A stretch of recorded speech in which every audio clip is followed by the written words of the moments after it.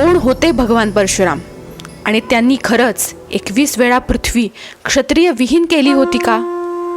इतके शक्तिशाली असूनही त्यांची मंदिरे इतकी कमी का आहेत? विष्णूचा 6वा अवतार, पण सर्वात उग्र अवतार म्हणून ओळखला जाणारा एक असा ब्राह्मण जो बनला इतिहासातील सर्वात भयंकर योद्धा, एक असा पुत्र ज्याने आपल्या वडिलांच्या मृत्यूचा बदला घेण्यासाठी संपूर्ण पृथ्वी हादरवली, आणि एक असा चिरंजीव जो आजही जिवंत आहे अशी श्रद्धा आहे. आज आपण जाणून घेणार आहोत भगवान परशुरामांची संपूर्ण कथा आणि त्यामागचं खरं सत्य. त्यामुळं व्हिडिओ शेवटपर्यंत नक्की बघा.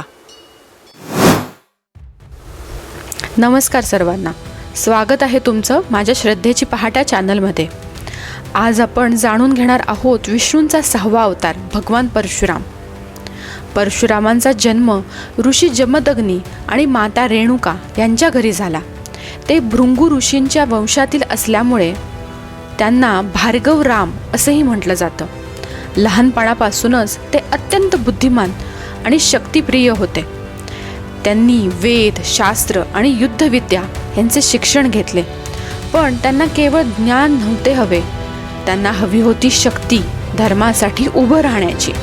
म्हणून त्यांनी भगवान शिवाची कठोर तपश्चर्या केली आणि शिवांनी त्यांना दिला दिव्य परशु. तेव्हापासूनच त्यांना म्हटलं जातं परशुराम. त्या काळात अनेक क्षत्रिय राजे अत्यंत अहंकारी झाले होते. त्यांच्यात सर्वात शक्तिशाली होता कार्तवीर्य अर्जुन, ज्याला सहस्त्रार्जुन असं म्हटलं जातं. एक दिवस तो जमदग्नी ऋषींच्या आश्रमात आला आणि तिथे असलेली कामधेनू गाय त्याने जबरदस्तीने घेऊन गेला. परशुराम त्यावेळी आश्रमात नव्हते. जेव्हा ते परत आले आणि त्यांनी हे ऐकलं तेव्हा त्यांनी अन्यायाविरुद्ध उभं राहण्याचा निर्णय घेतला. त्यांनी कार्तवीर्याला युद्धात हरवलं आणि कामधेनू परत आणली. पण ही कथा इथं संपत नाही. बदला घेण्यासाठी कार्तवीर्याच्या पुत्रांनी ऋषी जमदग्नी यांचा निर्दयीपणे वध केला. हे पाहून परशुरामांचा संताप अनावर झाला आणि त्यांनी घेतली एक भयंकर प्रतिज्ञा, मी अन्यायी क्षत्रियांना शिक्षा देईन. असं सांगितलं जातं की त्यांनी 21 वेळा पृथ्वीवर मोहिमा केल्या आणि अत्याचारी राजांचा संहार केला. त्याचे युद्ध उत्तर भारतापासून हिमालयापर्यंत झाले. अनेक राज्यातील अहंकारी राजांना त्यांनी पराभूत केलं. नंतर त्यांनी संपूर्ण पृथ्वी कश्यप ऋषींना दान केली आणि स्वतः महेंद्र पर्वतावर जाऊन तपश्चर्या करू लागले. असंही मानलं जातं की त्यांनी समुद्र मागे हटवून कोकण आणि केरळचा प्रदेश निर्माण केला. पण तुम्हाला माहीत आहे का, भगवान परशुराम हे असे एकमेव अवतार आहेत जे रामायण आणि महाभारत दोन्ही काळात दिसतात.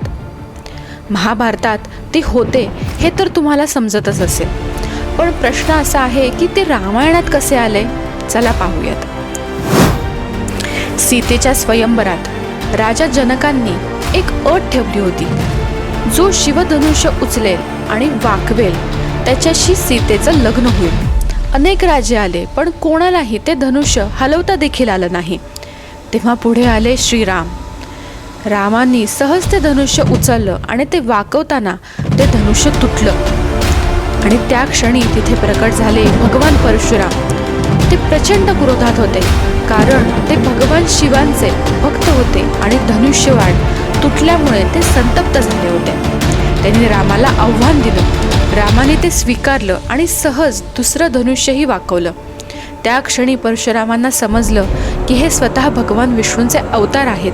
तेव्हा त्यांनी आपलं तेज रामांना अर्पण केलं आणि शांतपणे निघून गेले. महाभारतातही परशुरामांचा मोठा प्रभाव दिसतो.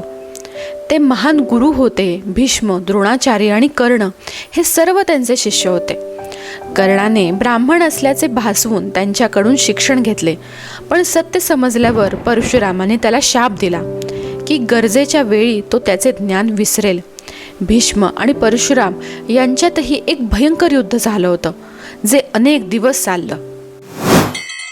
आता सर्वात मोठा प्रश्न, इतके महान अवतार असूनही त्यांची मंदिरे इतकी कमी का आहेत? यामागं काही कारणं सांगितली जातात. परशुराम हे चिरंजीव मानले जातात, म्हणजे ते आजही जिवंत आहेत अशी श्रद्धा आहे. ते सतत तपश्चर्या करणारे ऋषी होते, म्हणून त्यांची पूजा मंदिरापेक्षा परंपरेत जास्त दिसते. आणि त्यांचा उग्र योद्धा स्वभाव यामुळे त्यांना देवापेक्षा शक्तीचं प्रतीक मानलं जातं. आणि म्हणूनच भगवान परशुराम हे एक वेगळंच रहस्य आहेत, एक अशी शक्ती जी आजही जिवंत असल्याची श्रद्धा आहे. आणि ही गोष्ट महत्त्वाची ती म्हणजे भगवान परशुरामांचा जन्म अक्षय तृतीयेच्या पवित्र दिवशी झाला होता. म्हणूनच हा दिवस केवळ सण नाही, तर त्यांच्या स्मरणाचा आणि श्रद्धेचा दिवस आहे. ह्या पवित्र दिवशी चला भगवान परशुरामांना वंदन करूयात. जय भगवान परशुराम. नमस्कार.